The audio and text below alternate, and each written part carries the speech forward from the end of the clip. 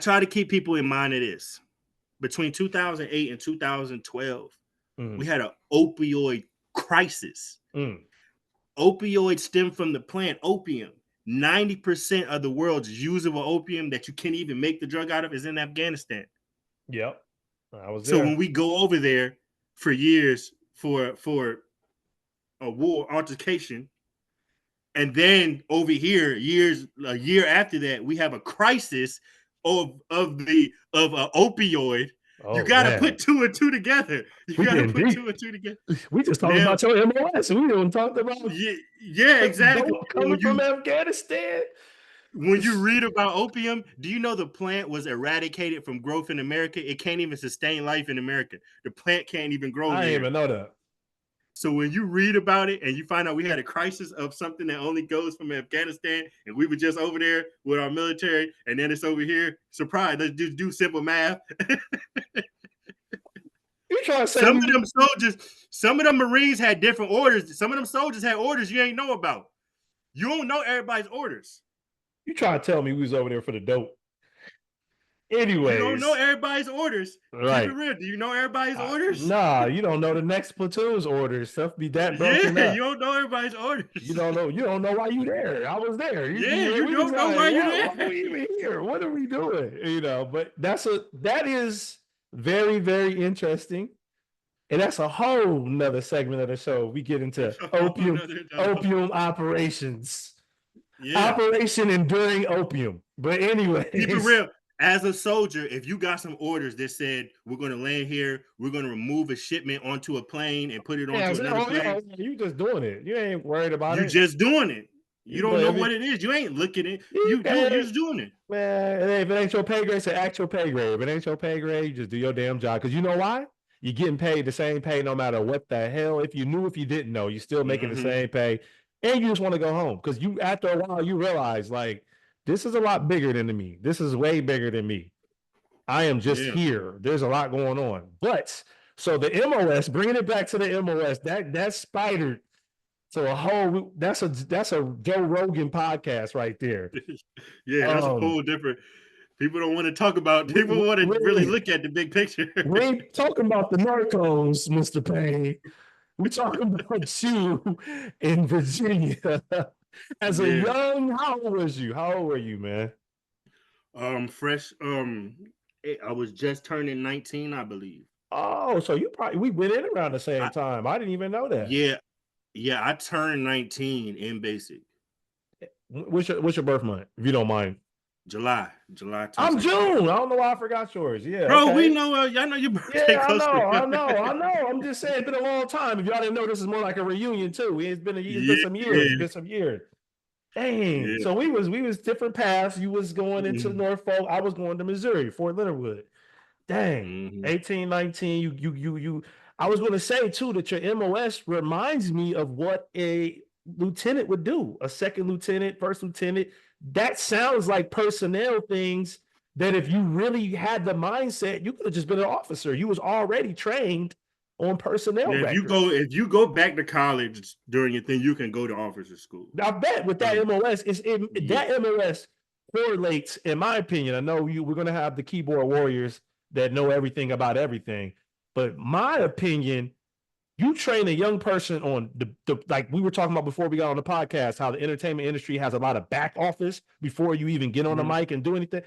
If you're training a 19-year-old to handle fleet personnel records, when this person goes to lieutenant school or OCS, majority of your job is paper pushing. So if you've already got that enlisted side, then you're like already like excelling in my mind, other than the physical of whatever basic training and the drills and the ceremony.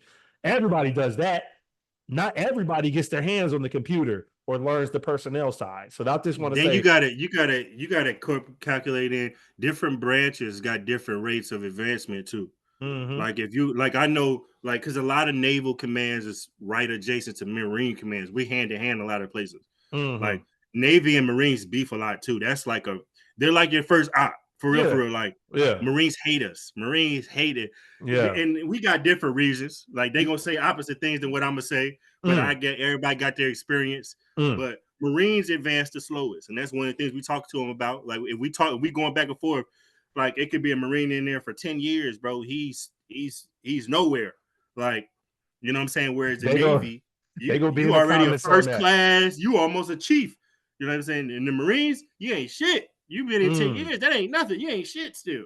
You Like, trying you to be, know? corporal. You trying to get your damn staff sergeant. You know, Yeah. the other guy's got more of a technical or admin job. He over there decorated up with the rank, like all on deck. Yeah. Here comes the chief. You walking in at ease, everybody, chill out. That's Exactly. what's up. You're right about that though. And I would say I done seen somebody go from E2 to like a first class, almost a chief in like 6, 7 years. in your MOS In the Navy, yeah. In the and the Navy, Navy. period. Okay.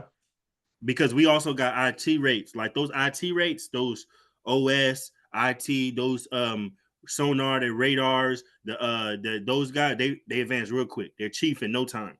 Makes sense. I would say, in my opinion, I believe a personnel record person should rank up because you are interacting with said me. If I was a master gun, or let's say I was in there, you guys having a personnel element means that I would want to you guys to be the rank, master chief or whatever Mm-hmm. be the thing. It'd be a fitting situation because it's like you guys are handling so much of the paperwork and doing so much of the diplomacy and moving around so many other people. It kind of makes sense. Like I wouldn't think twice if you was a master chief, if that's a rank, and I'm just a regular ass grunt, and Yeah, we have you're like so step forward, put your name down. What's your name? What's your serial number? Well, you talking to people with authority. You know what I mean? Like you're telling them what to do, type stuff. so like for people that don't know, in the Navy, E1 through E3, that's just basically semen. You just, you know what I'm saying? Like Mm-hmm. that's all the same thing. And then E4 is when you get to petty officer third class. E5 is petty officer second class. E6 is petty officer first class. Then when you get into E7, that's when you get into chief. Then you have the chief bird, and then I'm it can looking it get up one now. star on top of it. Mm. Then you can have two. Then the master chief has three. Mm. Then you go into warrant officer, which is the highest enlisted Yeah. rank. So you got officer and enlisted. So when you're a warrant officer, you're technically still an enlisted, Mm. but you're the highest rank of enlisted. Then the officers, you go 01, 02, you know what I'm saying, all the way up to like Mm-hmm. admiral. But you got an officer, you got commander, we got lieutenant, commander, captain. Yeah. Like it's I'm looking it I up. ain't saying exact, but I ain't far off. You know what I'm saying. But No, basically, no, no, no. when You're right. you I'm just looking it up. when you E1 to E3, that's basically out of basic, out of A school. By the time you get to your first command, you should be E3. Mm. E3. That's why you coming. You coming out there E3. Okay, I think I done pulled up something. I'm looking. That's military. Air Force. Oh, they got everybody pay rate. Okay, Navy. Because this is the thing with me. I've interacted with other branches, but I did not remember or memorize their rank structure. But yeah, you Mm-hmm. guys, like you said seaman. You got seaman. You got petty officer E4. Okay. Yeah. E5 So petty like officer so like I second said, class. Okay. mm-hmm. Petty officer first class. Chief petty officer E7. All right.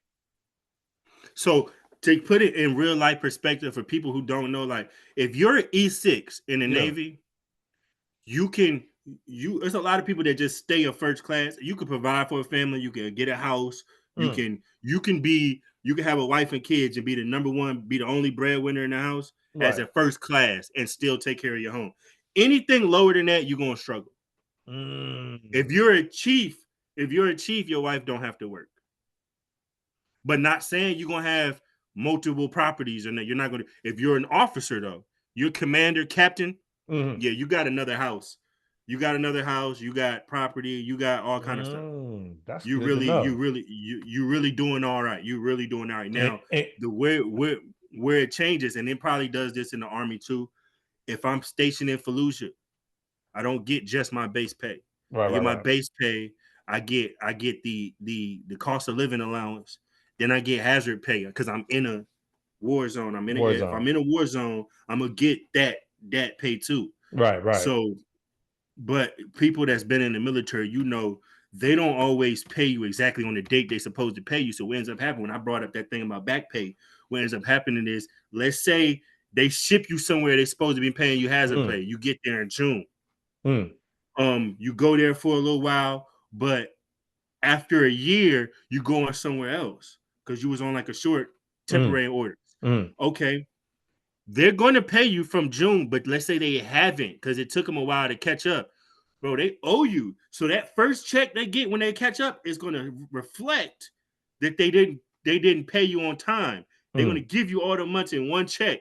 And you're going to be like, dang, you're gonna wake up and direct deposit gonna look so sweet one day. Like, you're gonna be blessed. And the thing you want to happen is you want to be on the orders where you're so busy and there's nothing going on around you. Like, you want to be in like Djibouti, Africa. You want to be in like where nothing is going on to the point where you're getting a hazard pay, but you can't even go nowhere and spend it. You ain't even spending it. Waiting to get back home and you got a bag. You stuck on the ship just doing your drills, doing what the hell you gotta do. You just doing rotation. You've been on the ship so long, you was like, man, we docked this mug. I might get out the Navy. But then you get your LES or your pay stub and you're back in Norfolk or whatever, you finally got back to the US and you go buy a motorcycle. You know what I'm saying? Like, you just got that type of money. Like, you get a Mustang. Now, the worst thing that you can do, and I'm gonna tell all young people that's in the military, worst thing you can do, I know there's such thing as love and building a family and things like that. When you go overseas, do not give anyone your account access. Don't give anybody joint access to your account.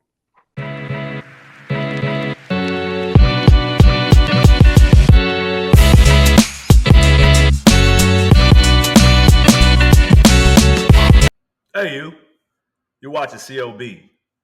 Make sure that you follow, like, and subscribe.